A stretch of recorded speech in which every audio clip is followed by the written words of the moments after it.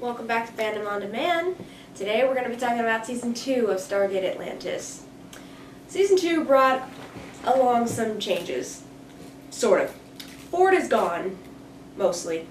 Long story short, he got addicted to the Wraith enzyme, which is a whole thing, and then he went crazy, and last time he was seen, he was on an exploding hive ship. It wasn't my favorite storyline.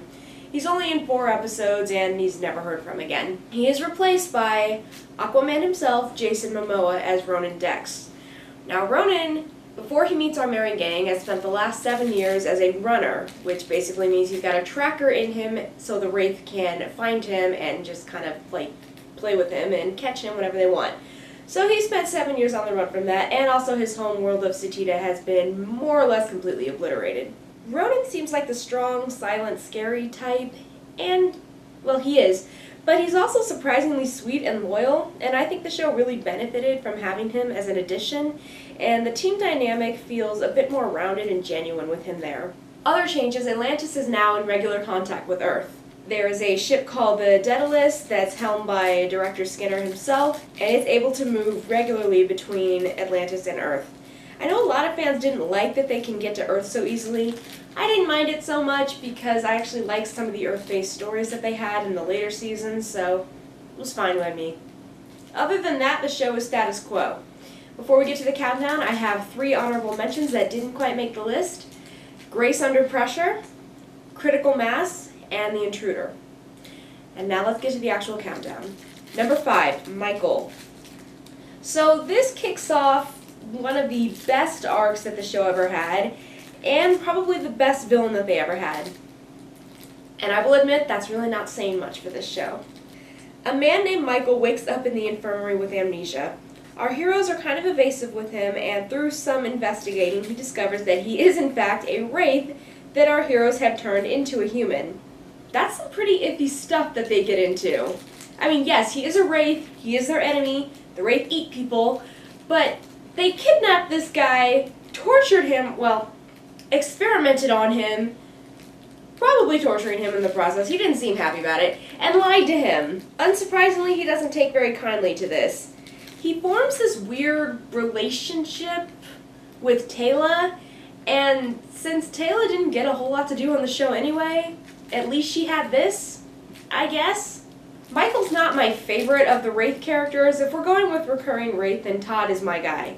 But he did have an interesting story that didn't really live up to his full potential, but I think what I really love about this episode is the morally ambiguous ground that it puts our heroes on, because that rarely happens on this show. So when it does, I'm excited. Number 4, Inferno. The team is stuck on a planet with a volcano that's about to erupt. And that's it. It's tense and frustrating and funny all at once. We've got Shepard and McKay kinda, sort of competing over a girl, which is adorable. Taylor and Ronan get trapped on the mainland at one point, and it's actually a really sad and intimate moment between them when they think they're gonna die. The two of them had really awesome chemistry. It's just a really, really good episode that utilizes all of the main characters very well. Number 3, Aurora. The crew discovers an ancient warship with bodies long in stasis and seek to use it for their advantage. The ancients on board are living out a virtual reality that they have no idea isn't real. John is able to go in and communicate with them, and it's all going pretty swimmingly until they discover that a wraith has hijacked one of the stasis pods and is influencing the ancients from the inside.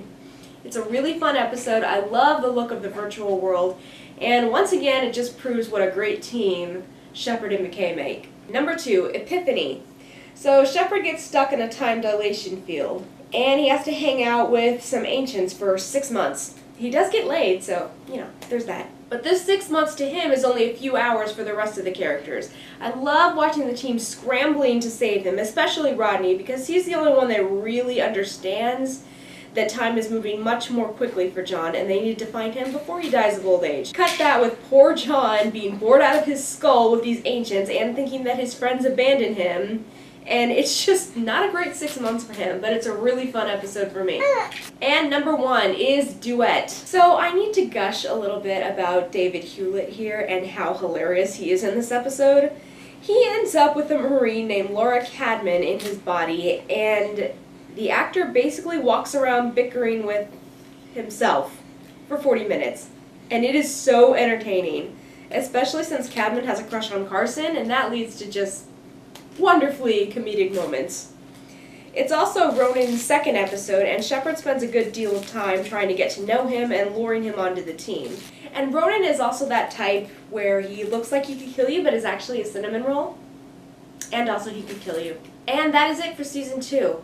I think SGA really found its footing with this season. There were more hits than misses, but next season, Season 3, that is peak SGA. See you then.